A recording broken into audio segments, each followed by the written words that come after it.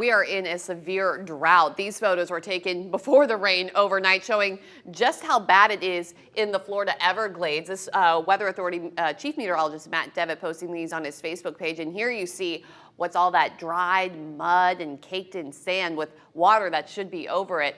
And Claire, in Lee County, it's historic drought. Taylor, Lee County is in the worst drought since 2001. With the rainy season right around the corner, it is up to us really to do this work, help the situation get better. Week News reporter Camila Pereira is live in Fort Myers this morning. And Camila, this rain is not changing the fact that every Southwest Florida county is under a burn ban this morning. Yeah, Claire, every county in Southwest Florida, from Lee, Collier, Charlotte to even Hendry and Glades counties, they're all under a burn ban because of those, dry and hot conditions we've been feeling and are still feeling despite the small amount of rain we saw. So all that rain that we saw isn't necessarily going to help areas like this where you see that patchy, dry grass on the ground sometimes here. We need a whole lot more than that, but that doesn't mean a downpour, because this is what you're looking on your screen is the case for everywhere in Southwest Florida. You're seeing, just everywhere grass and greenery calling for hydration because they're extremely dry and in perfect condition for brush fires. Now you would think this means, again, a lot of rain right now, something like a downpour, but Amy Boland with the South Trail Fire and Rescue says yes, but for the next few days would be ideal.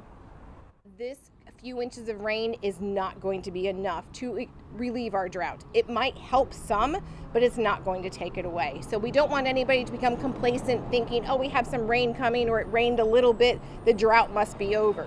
It is going to take a rain event that's sustainable and can last over multiple days. We don't want a rain event like last year where we got 15 inches in just a couple days.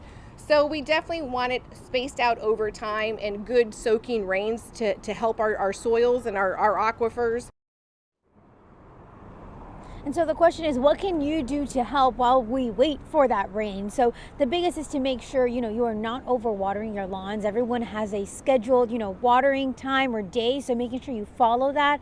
And also just making sure you aren't keeping anything that could potentially cause, brush fires or any fire near your homes, near any areas, just like I pointed out there, those dry, grassy areas. So making sure you're not having barbecues outdoors, leaving anything behind, even batteries, they say, making sure you're disposing of them properly and not letting them be a possible threat.